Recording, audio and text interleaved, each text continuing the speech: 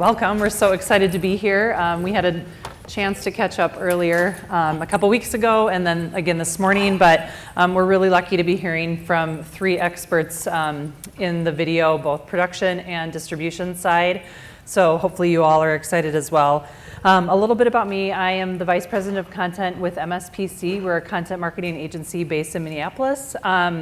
I have been doing some real-time content with our General Mills client for the last probably 4 years, particularly around Facebook Live and Instagram Live. So I'm really excited to hear more about the different ways to use RTC for our client base as well. But enough about me. I want to introduce you to our wonderful panel. I will start with Liz Giorgi. Liz is the founder and CEO of Mighteor, a video production company focused on producing the best internet video in the world. Last year, she was named a Tory Burch Fellow, and most recently, she also launched Suna, which is a same-day photo and video production company with studios in Minneapolis and Denver. Liz and I also share a love of dressing up our animals in ridiculous clothing. Random fact. Eddie Vaca, 5 years ago, founded AmpLive, a live video distribution company that works with clients including Microsoft and Salesforce, taking their live events for syndication and distribution across the web in real time. Based right here in the Bay Area, Eddie is an award-winning producer, product developer, and entrepreneur on a mission to solve big problems. Away from screens and technology, you're likely to find him playing baseball with his 3 children. And then Rudy Ellis is the CEO of Switchboard Live and developer of a live video social media platform called Switchboard Cloud that helps creators, producers, and brands manage the distribution and syndication of their live video activations across multiple streaming platforms like YouTube Live, Facebook Live, and Periscope to improve audience reach and engagement. Rudy has held many senior leadership positions within the network operations and live streaming services industries. And both Rudy and Liz, we were talking earlier, are alumni of Techstars, which is really cool. So I have a few questions to guide us, and we'll direct them to each of the panelists. Feel free to build on each other, and we'll save about 5 to 10 minutes at the end for questions, so keep that in mind. First question for the audience: how many of you have either created or have considered live video in the last year? So just a few. Okay, cool. So let's just start with the basics. Best live video you've seen in the last few months. Liz, would you like to start? Yeah, I'm really biased, but I recently was able to work with my team on a live video around how to do your own custom framing with one of our clients that does really high-end framing of archival prints and artwork, and to actually see a really hands-on tactical process broken down in a multi-camera environment and then delivered live in a really beautiful space. It was a really unusual type of content to make a live stream, but it was extremely well received on Instagram, extremely well received on Facebook, ideal for those customer bases. It was a lot of fun. Eddie. Best live stream I've seen in a while. It definitely has to be Coachella. I mean, they've been around for a long time. They know how to create an experience outside of being there. Their camera work, their production, all of that actually is probably the closest to actually being there in person. Mm-hmm. They do a great job of production, and they have great acts. So. Got it. That's cool. I would say I'm like Liz. I'm a little biased. One of our clients, Harley Davidson, they put on different events and at Winter X Games. So they had a hill climb challenge. Pretty cool to see something for a new sport where they take bikes that are riding up a hill, right? Mm-hmm. So that's something that was interesting. And just taking that experience and using a pure digital distribution for it, right? And working with the partners. So that was something that was pretty amazing to see these guys pull off. That's great. And when we think about kind of the state of live video, Mary Meeker's Internet Trends Report for 2019 came out earlier this week, and obviously in it, the number of people who are watching live video is exploding. But as we all know, the quantity does not always equal quality. Who is doing live video really, really well right now? Rudy, would you like to start? When you say who, you mean person, company, or? Totally up to you. Got it. Well, what we see at Switchboard is all different types of folks, right? So you have sports world, you have esports world, you have influencers, you have folks that are just out there, talking about what they're doing, house of worship. So what I've seen over the last couple of years is just from the beginning to now, I think everyone has upped their game. And part of that is because of the tool sets, right? So you have these tool sets that are allowing for better production, better quality, much more simplified ways to do that. So it's kind of hard for me to, I guess, pick out one particular person. I think the industry as a whole is really just maturing. Yeah. And I think that's partly due to the tool sets that are out there. Because what people want to see is great quality content. Right. And the more you are able to do that, I think the better it is, for sure. That's great. And I know when we talked a couple weeks ago, you mentioned QVC being a brand to kind of watch as far as, or maybe that was you, Eddie, I can't remember. But as a brand to watch for like how legacy or heritage brands are finding a very relevant way to plug into this new stream of content that I thought was a really interesting thing. I downloaded the app as a result. Never thought I would download the QVC app, but here we are. Well, that's about distribution, right? Yeah. So it's really about being where your audience is at any given time. We're all very busy people, so being able to go live at a very specific time doesn't mean that you have to sit in front of your TV at that time and bring it into your home. You can be on your mobile phone, you can be in an airport, you can be in a cafe, you can be anywhere, and then tune into that favorite QVC show and purchase those emeralds or whatever. Right. Done. And then we were actually back in the speaker room, we were talking about LinkedIn Live and if anyone had been a part of that yet. And Rudy mentioned that he is hopefully going to be working on that beta. Sorry. What are you excited to see come out of that, and like who should be paying the closest attention to leveraging LinkedIn Live? Well, I think part of that conversation was, LinkedIn is just a great platform, especially if you're using it effectively, from a branding perspective, from a thought leadership perspective, from a subject matter expert perspective. So, now the fact that you're able to, have live video, I think that just, really allows you to use that platform to get all your content out there. And so for us, that was one, besides Instagram, a platform that people were asking us about, hey, is LinkedIn Live going to be something that is supported? And it was awesome to see that they did open that up. And yeah, we are becoming a beta partner, so that we'll be able to support that, especially because there are great, there are great use cases to leverage LinkedIn Live. There are great use cases to leverage Facebook. And right. So that's a part of it as well. So we live in such this fragmented platform network, you really have to think about, what you're framing, the content, how you're producing it for the platform, because right. people are going to engage it, differently. So I'm excited to see, all the different, folks that are leveraging LinkedIn Live, not just to talk about what they're building, but, what their company stands for. I think LinkedIn Live is to be really special for B2B marketers. Sure. It's that type of platform, just like right. Facebook Live was really big in the social game. Yep. These platforms are being built for specific audiences, and what you're seeing is, Facebook is very social, Twitter is very social, media-centric, very entertainment-focused. LinkedIn is to be really great for the B2B enterprise marketer. The connections are there, the targeting is there. If LinkedIn does it right, you can literally target who you're going to deliver your live stream to, which is pretty much every marketer's dream, right? It's your messaging, your brand, your story, what you want to get out in real time. And then if they have, obviously we're at a real-time communications, if they have that back and forth where the audience is now opting in to ask questions, to participate in that live event, whether it's a fireside chat much like this, maybe it's a product release, maybe it's just a keynote and someone has a really great question for the keynote speaker.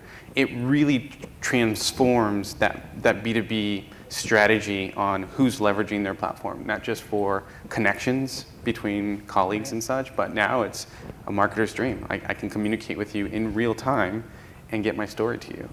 That's great. Let's talk a little bit more about innovation and what's emerging in the space beyond LinkedIn Live. Who or what do each of you have your eye on? On LinkedIn Live? Or beyond LinkedIn Live. Yeah, okay. What's emerging in just live content streaming? So I actually think the thing that I have my eye on the most, which is sort of antithetical to owning a production company, is DIY and hacker sort of live streaming and different ways to make the live stream experience as intimate and personal as a real-time conversation with anybody else that you're talking to. I absolutely love crappy Instagram lives. I think they are some of the most compelling content you can find on the internet. And it tends to be by brands that are really small and emerging. And so if you look at really small startups that are maybe building a lot of thought leadership on a certain idea, and they're using these platforms to be able to get their message out there and talk to people, that's exciting. I think not always looking at every single piece of real-time communication around live streaming as being this high-end production, but instead thinking of it as a personal production, a personal conversation. That adds so much value in my view.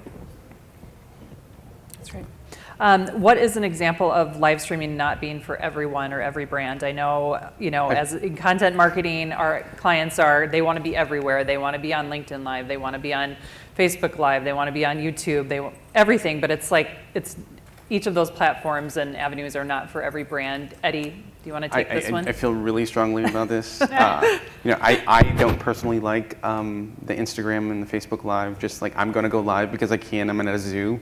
That doesn't appeal to me at all. But I think that You're live. following the wrong people, my friend. Obviously, I'm very boring outside of actually just in life in general. But no, I think live is still an event-based type of business.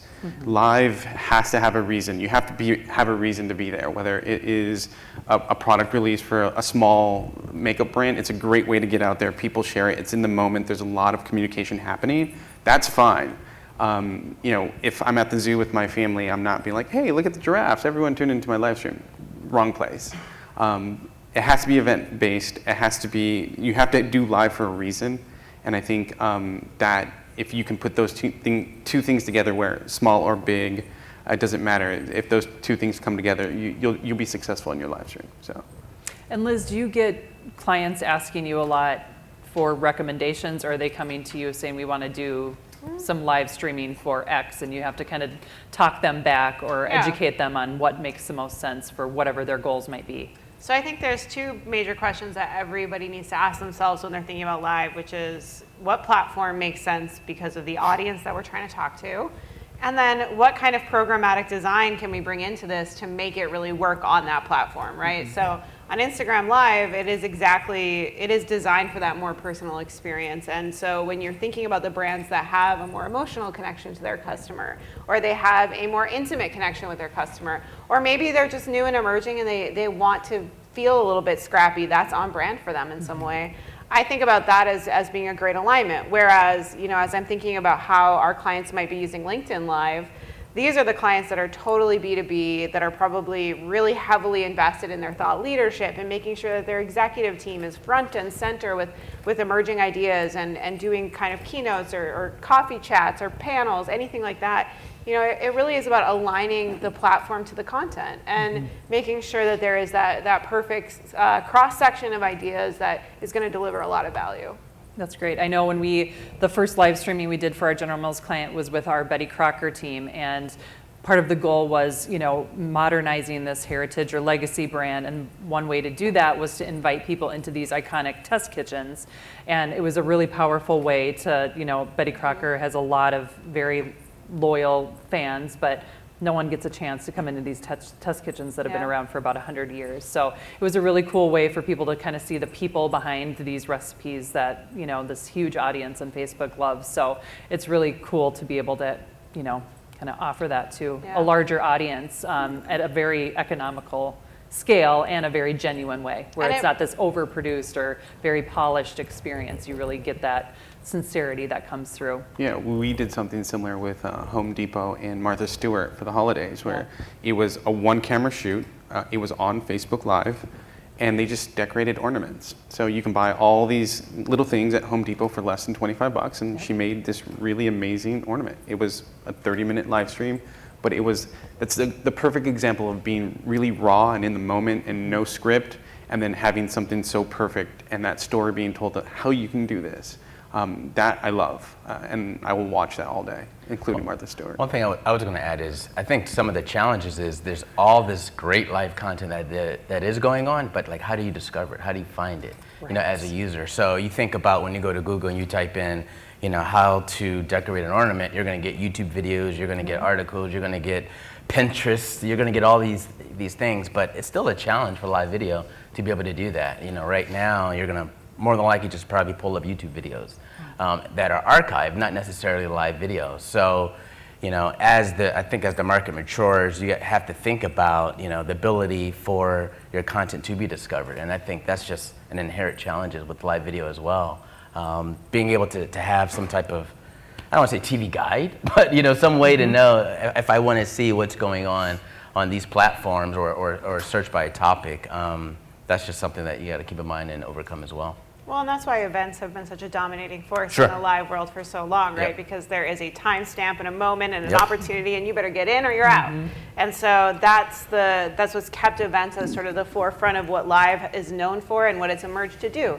But I think one of the things that I've tried to really push our team on and push our clients on is actually building an ecosystem of exclusivity around the content that people are producing around live. So your example of Betty Crocker and getting a peek behind the doors and seeing what's actually going on inside, that's an exclusivity play that has a ton of value and creates something that is really, really special.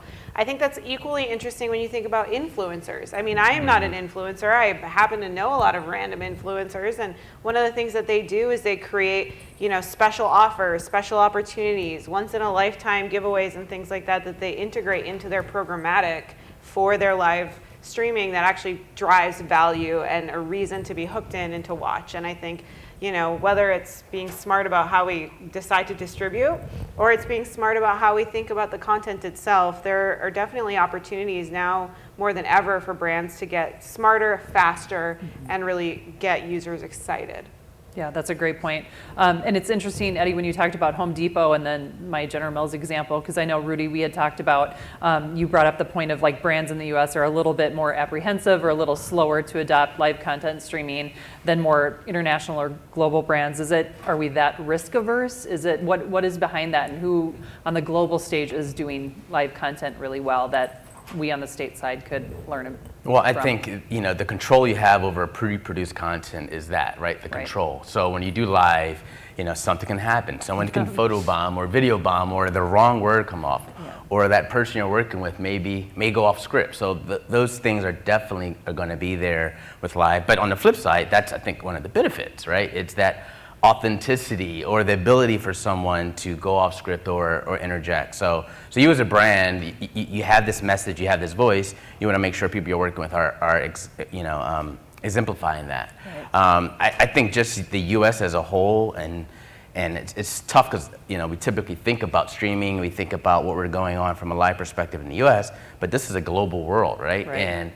And what we're doing here in comparison to the international markets, I think we are behind. Just in how many applications you look on the phone that are there in platforms, there are 10, 20 times as many different destinations that are available in, you know, China and in other locations as well.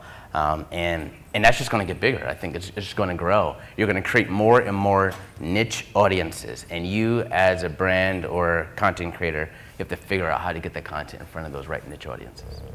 That's great. Liz and Rudy, you both started your first companies about 5 years ago. What inspired you to go out on your own, and how do you stand out from competitors? 5 years, huh? Eddie, I think that was Eddie. Eddie and Liz. Does that sound right? No, I've been 5 years. Yeah, 5 years. AmpLive's been around for 5 years. You know, I saw, for me, I was previously at a company called Ustream, recently acquired by IBM. While there, we worked on some really amazing live streams.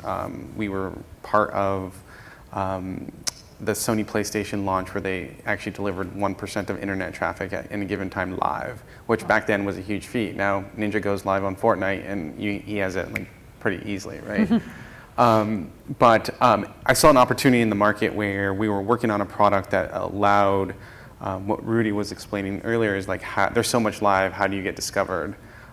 So AmpLive was born. We essentially help live streamers find their audiences at scale. So we worked on some of the largest broadcasts still to date, Climate Reality, a global event where we deliver 50 million viewers in 24 hours to that live broadcast. So we we work primarily in live. And we're able, or we help broadcasters both streaming. We're doing E3 right now. We do concerts, B2B enterprise, virtual events that reach millions and millions of people. It was an opportunity that we saw, we took advantage of, and here we are 5 years later, still doing the same thing. So. Yeah, I mean, I started my own production company because I just loved watching internet videos, and I was trying to work with production companies who had legacy experiences producing for television, but producing for the web is a totally different beast, and thinking about the segmentation and the way the audiences experience things and the different platforms. I mean, 6 years ago when I started ideating on this, you still couldn't upload a video to Facebook, and now it's completely transformed aspect ratios. It's completely transformed how we think about closed captioning. I mean, every part of what has been sort of the basic tenets of production have totally changed in 5 years. And so I started it just because I was an internet obsessive who loved cameras too much and didn't know what else to do with myself. It became a passion and a love. And you know, like these two gentlemen to my left, I think that we've found that we've been able to be successful because we're riding the wave of how audiences are consuming content, and it's really exciting. That's cool. And how about live video specifically? Is that something that is on the rise with clients coming to you for? I mean, for us, it's been a huge growing part of our business. We support far more Facebook Live than any other platform because we've been working with Facebook on their live streaming internally within their organization. And so we're really proud of the work that we do there. And I think it's something that is only continuing to grow. And I'm hugely optimistic that brands will become less fearful. I would say fear has definitely reduced in the last 2 years, but there's still a lot of fear amongst legacy brands to embrace live if it's not an event, if it's not a highly polished conference, if it's not something that is really, really understood and well controlled. And I think we're going to continue to see more of these major organizations try to find openness to the platforms. Right. And besides that kind of test and learn approach, which I know was really integral in our team with our General Mills clients, of like, let's just give it a shot. We don't have to do it again. It doesn't have to be part of our ongoing content series, but at least kind of test to see how people respond. What are other pieces of advice you have for people in the audience and elsewhere who run a really test video, but also need help kind of selling it internally and to key stakeholders? Live is cool. We live in live, so you know, the really special thing about live and in a conference like this, you know, it's being recorded. I think it's being distributed, but nonetheless, this is live. You get an asset at the end of this, right, which feeds other channels. So when you were talking earlier about, like, you know, you have content, what platform do you put it on? Yeah. You know, you might put this whole 30-minute chat on YouTube because that's where people go and consume long-form content for VOD. But on LinkedIn, maybe you're going to put a really good clip of 2 minutes that like sums up the whole thing. Right. So it gives you an asset that you then end up with that you can slice up, distribute to other places, continue that conversation, and bring people back into that ecosystem. Maybe develop new audiences, etc. But for the most part, live gives you that asset where if you produce it, you got that one thing. You can cut that up, right, but you're missing out on all of those moments, the magic moments of us just riffing back and forth. Right, so. and the overall context, yeah. I would say one thing you keep in mind if you're going to start that initiative, it's consistency. So, you know, you have to be consistent, you know, with anything, and I think especially with live video, because that's the best way you're going to build an audience. You know, get to the point where people are yearning and looking for your next video or your next, you know, similar to probably how people watch or listen to podcasts. I think would be the same thing. So consistency is key, and anything with live video, great video and also great audio would be another kind of tip I would say. You know, people can suffer through video, you know, poor video quality, but you know, if you have poor audio, that's definitely, you know, a way for someone to just check out immediately. So consistency and good quality audio part of video is probably something I would add as well. And how do you know, as it gets more broad than just very event-based, how do you figure out kind of the right frequency to do live streaming? Does that change depending on industry or, you know, overall marketing mix? I think it probably would be, you know, based on industry, also the cadence of maybe your company voice, feedback from your customers. Yep. You can use it to leverage, you know, another channel to get feedback. Hey, leave a comment. Let us know what you want to see from us. If you're interested in this topic or that topic, it's a great way to, you know, literally engage with your, you know, your audience as another form versus email or you know, some type of poll or webinar kind of thing. So I think as you do live and you are consistent with it, it's going to naturally work itself out. You'll get feedback from your customers or people who are watching. It's the velocity of engagement, right? Yeah. It's live. If you're doing an event, you're kind of hammering that one event. It's on this day at this time. It's going. If you're doing episodic, you're looking at the engagement over time. Is it dropping off? Is it tailing? You might be doing it too much. We tell our clients all the time, if they're going to do an episodic live event, then look at it. Maybe do one on Tuesday, Wednesday, and Thursday. What has the highest engagement? Who tuned in the most, etc. Before you put any paid behind any of your events, you need to make sure that you're reaching the right audience at the right time, etc. Just like any other marketer would do. But that's actually a good point. Analytics is huge, right? Going back to actually, look at, the engagements, the likes, the smiley faces, the thumbs up, all the different things that are happening. And if you're really like a data scientist nut, you can go back and compare that at different, sections of that event. Right. Go back to your run of show and see where most people were engaged, where that velocity of engagement were there, and then try to figure out that, secret sauce and repeat that. I think that could be something to leverage at your next event as well.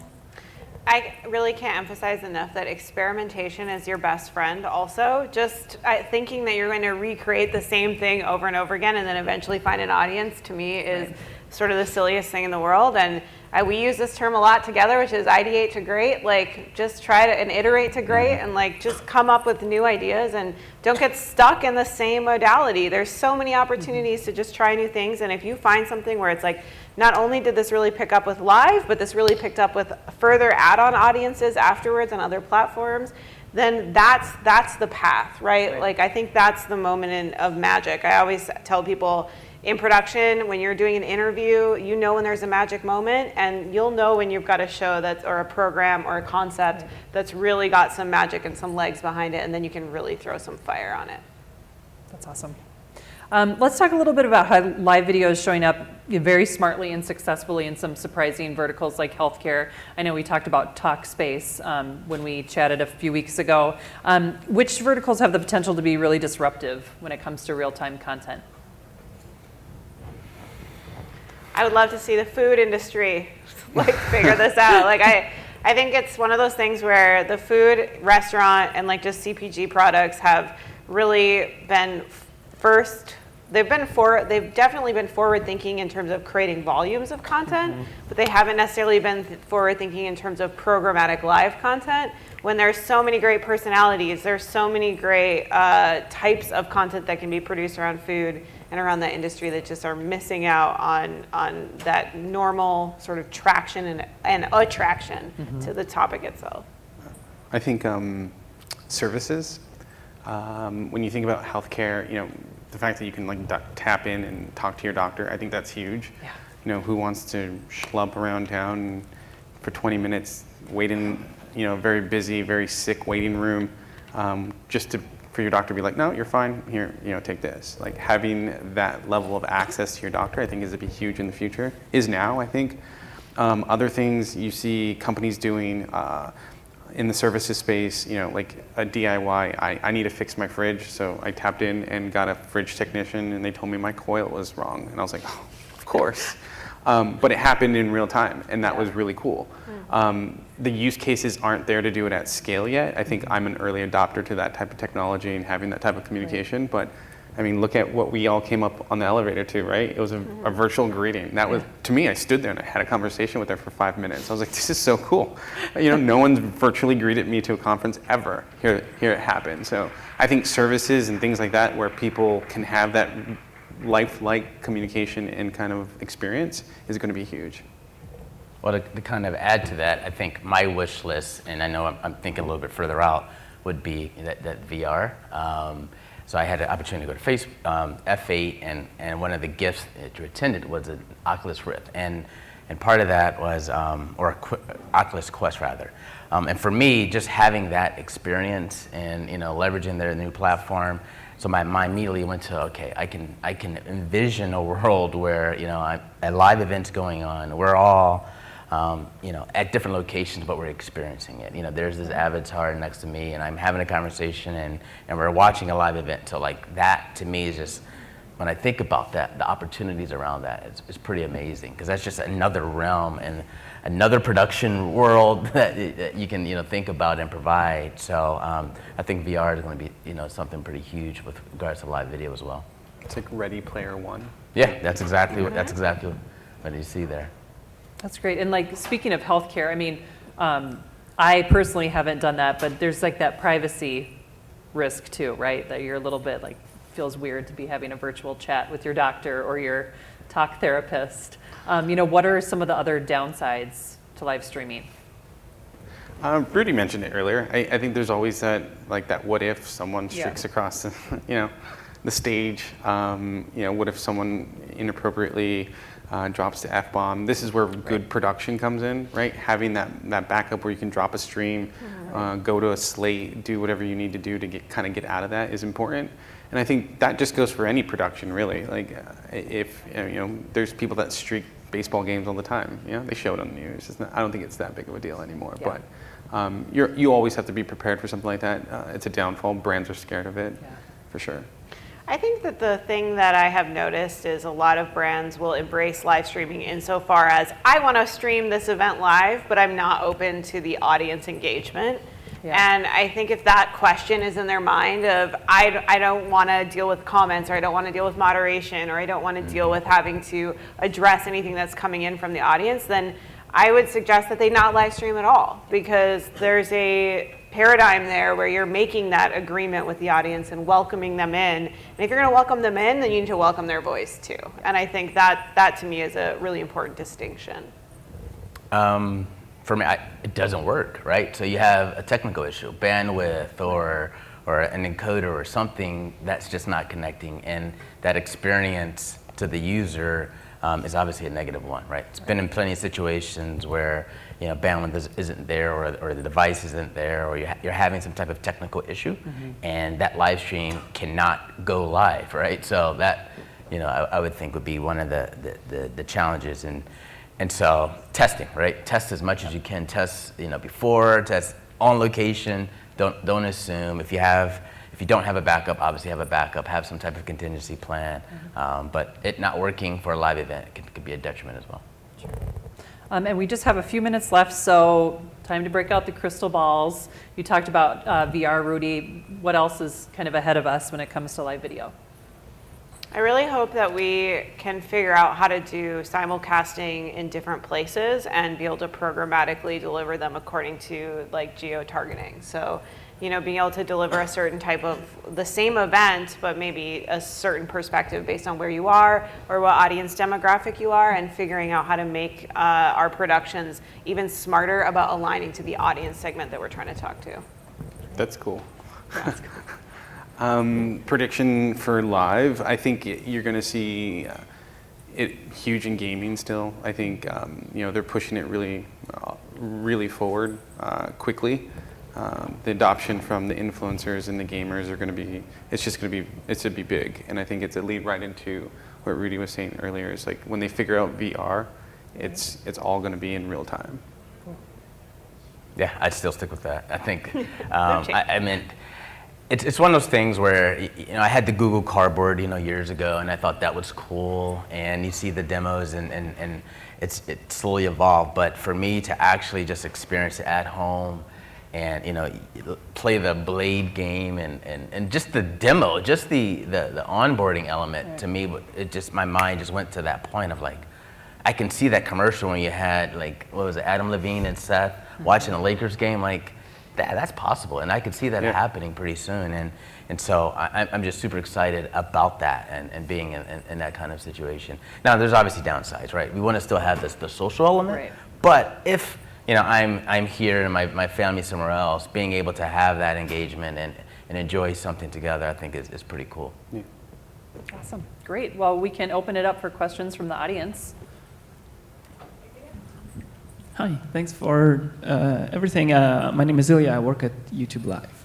Cool. You've been talking about live streams and a little bit of engagement, how challenging it is, how asking a question at a keynote could be a good thing, how real-time conversation in VR could be a game-changing. I'm just wondering, what other things besides the video stream itself do you think would make a difference, and something that can help creators produce more engaging and interesting content?